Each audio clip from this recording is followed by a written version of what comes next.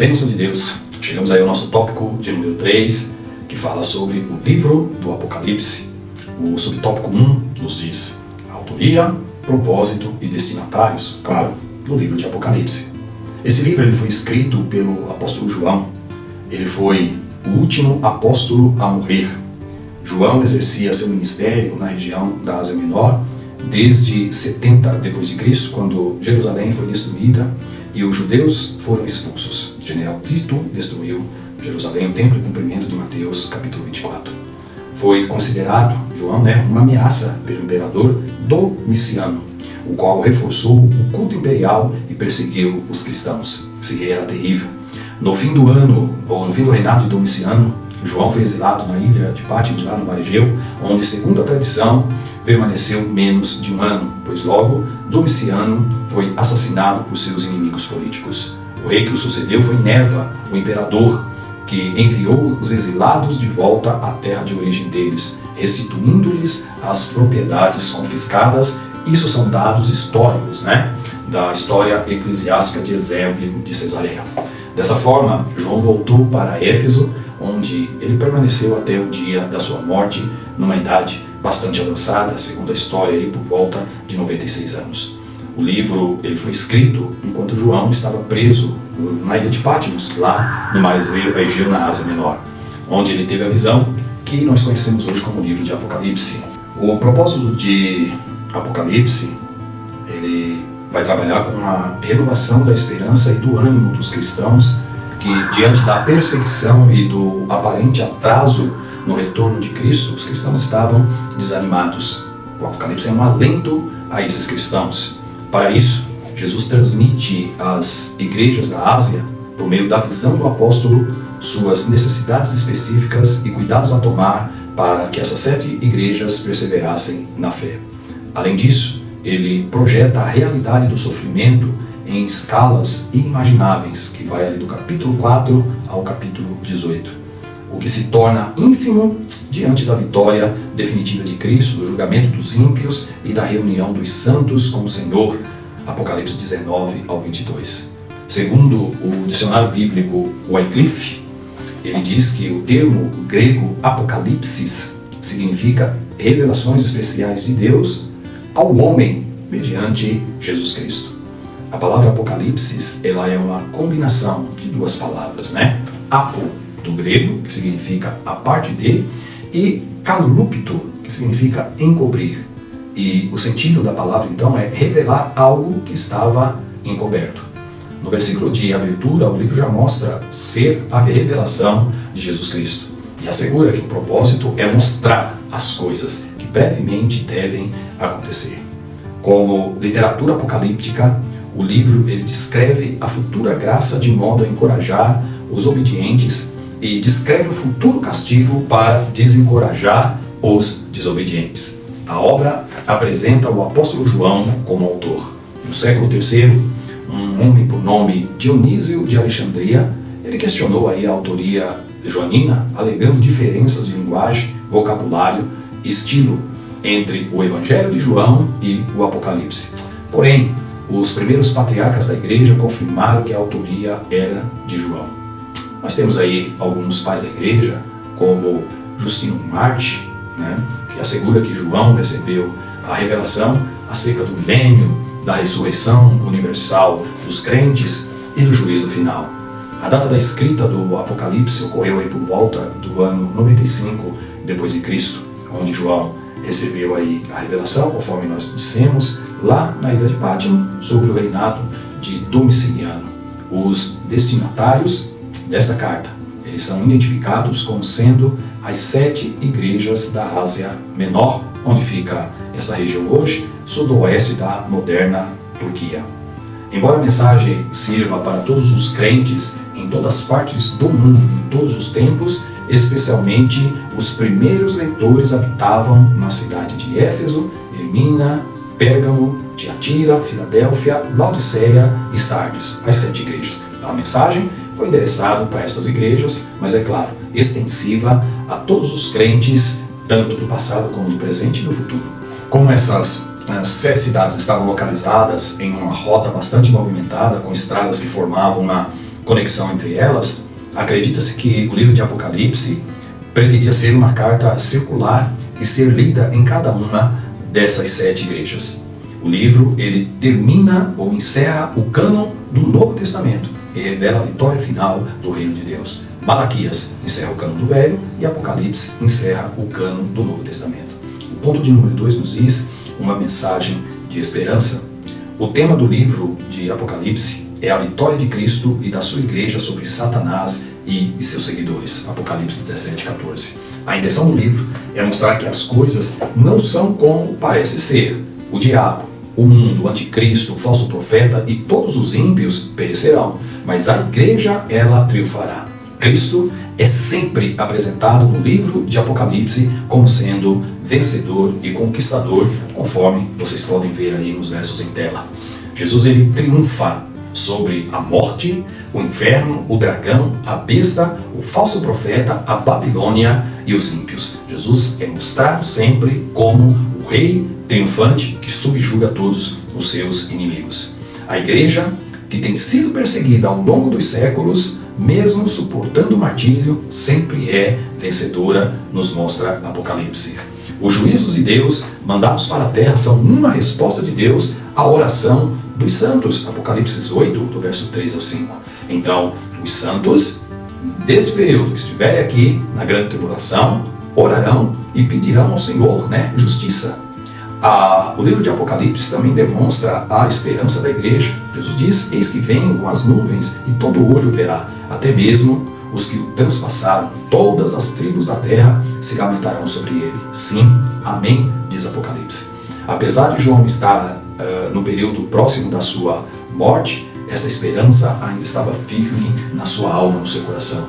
A vinda de Jesus nas nuvens será o cumprimento de Daniel 7,3, que vê o Filho do Homem.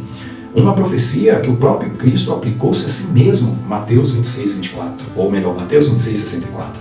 No versículo 7, João olha para o futuro e vislumbra-nos o que discorrerá com mais detalhes no capítulo 19.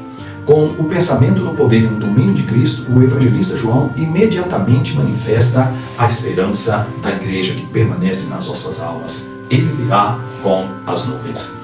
A maioria das pessoas a quem João está escrevendo é gentia, que, à semelhança dos crentes em Tessalônica, haviam se convertido dos ídolos para Deus, para servir aquele que é vivo, e quando de seu retorno, todos, nações, povos e tribos, irão se lamentar no terrível gemido por causa da sua presença.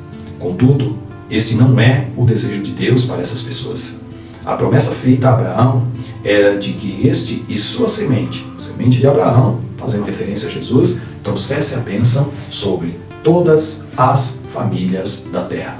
Mas infelizmente, devido à rejeição do mundo aos planos divinos, Jesus terá de retornar como labareda de fogo, tomando vingança dos que não conhecem a Deus e dos que não obedecem ao Evangelho de nosso Senhor Jesus Cristo, conforme nos diz o apóstolo Paulo em 2 Tessalonicenses 1:7. É claro que a igreja não estará mais na terra quando Cristo retornar trazendo esse julgamento. Nós somos pré-tribulacionistas na nossa perspectiva. Nós, é claro, já estaremos lá na glória com Ele. E nós seremos aqueles que foram arrebatados por ocasião do rapto, e essas pessoas que não subiram vão se lamentar quando Ele raiar nas nuvens dos céus. Nos dias atuais, nós temos o privilégio, irmãos, de obter a salvação e receber o Espírito Santo. Entretanto, quando Jesus já houver retornado, triunfando sobre os exércitos do anticristo, só restará aos descrentes o batismo de fogo do julgamento. João aqui adiciona a palavrinha, ou a expressão, sim, certamente. Não escaparão do juízo. Com esta dupla afirmativa, não se deseja necessariamente que o julgamento venha sobre o mundo, mas confirma a verdade da profecia. A vitória e o reino pertencem verdadeiramente ao Senhor, o nosso Cristo.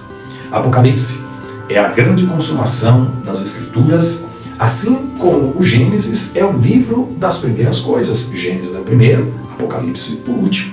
Onde, no Gênesis, o homem fracassou pelo pecado, em Apocalipse, em Cristo, o homem recebe a vitória. Esse livro, ele apresenta as últimas coisas, o Apocalipse, onde aparece o homem salvo e triunfante em Cristo. E é bom que nós observemos o grande contraste, a grande diferença existente entre os dois livros, Gênesis e Apocalipse. Vamos ver algumas coisas curiosas. Em Gênesis, nós temos a antiga criação. Nós temos a entrada de Satanás no mundo, induzindo Eva a pecar. Nós vemos o casamento do primeiro Adão. Surgem, por conta do pecado, as primeiras lágrimas no mundo. Em Gênesis, o paraíso é perdido. É vedado também o caminho da árvore da vida. Por conta do pecado, a morte, ela acaba por entrar no mundo.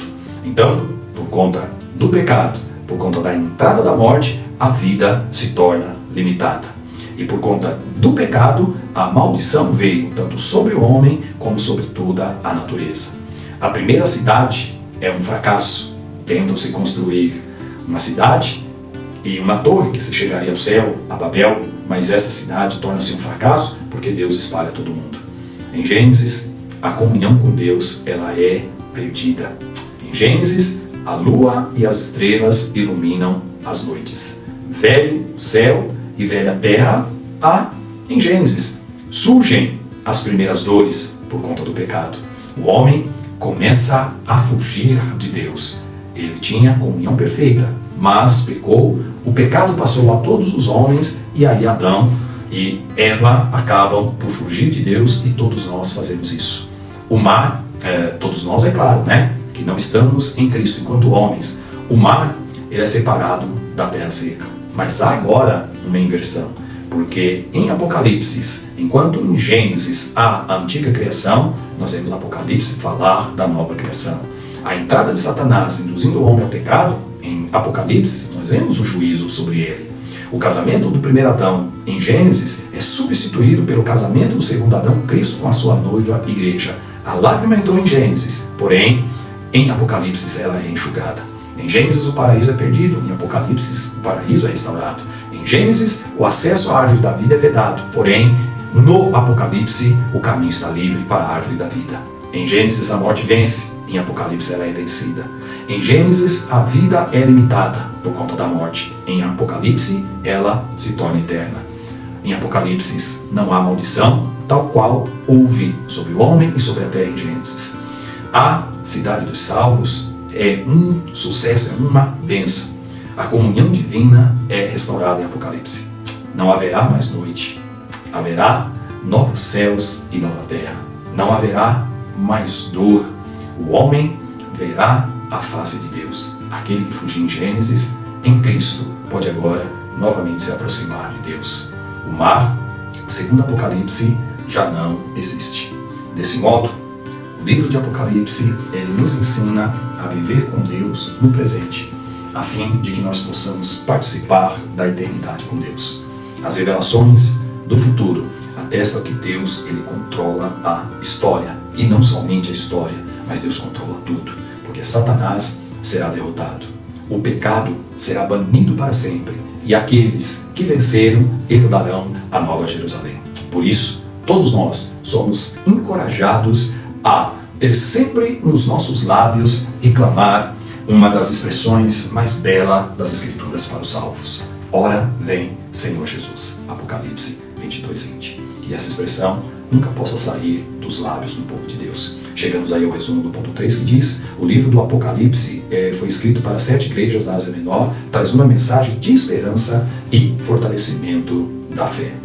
Que Deus abençoe a tua vida. Encerramos aqui o tópico de número 3. Não esqueça, inscreva-se no canal, compartilhe o link desses 3 vídeos que se referem aos 3 tópicos com aqueles que você conhece nos grupos de WhatsApp, nas suas mídias sociais, para que os professores, os estudantes da Palavra de Deus tenham mais subsídios para ter uma aula com mais consistência, com mais estrutura e com mais fundamento e ir para a escola dominical preparado. Estamos aqui com a finalidade de servir e ajudar você na questão da educação cristã. Deus abençoe a tua vida e, querendo Deus, nos encontraremos na lição de número 11. Fique na paz do grande Deus e que todos nós podemos sempre clamar: ora vem, Senhor Jesus.